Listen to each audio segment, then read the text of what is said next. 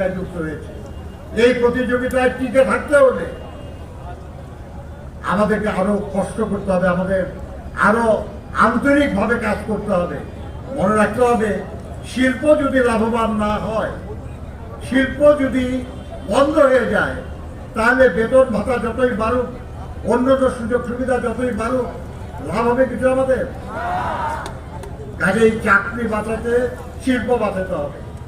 আর চাকরি বাঁচবে, আমরা সন্তুষ্ট থাকবো, শিল্প বাঁচবে, দেশের অর্থনীতি উন্নয়ন হবে, তাহলেই শুধু বাংলাদেশ সমৃদ্ধ হবে এবং বাংলাদেশ হবে সবার আগের বাংলাদেশ।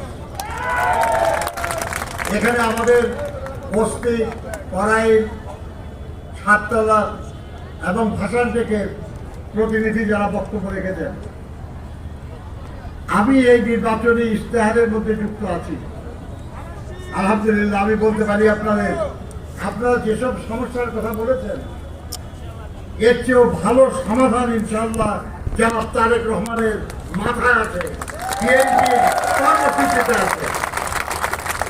আমি অবাক হয়ে যাই, 17 বছর দেশের বাইরে এই মানুষটা ওখানে বসে বসে এমন সব চিন্তা করেছে যে আমরা যখন এটা নিয়ে কাজ করছি, উনি আমাদেরকে আইডিয়া দেন, আচ্ছা ওদের জন্য এটা করলে কেমন হয়, এদের জন্য এটা করলে কেমন হয়। আচ্ছা উনি আপনাদের কড়াইলে যে বললেন যে আপনাদের জন্য ফ্ল্যাটের ব্যবস্থা করবে, তাই বলছেন নাকি? কড়াইলে বন্ধুরা বহুতল দালান করবে এবং সেখানে ফ্ল্যাট হবে।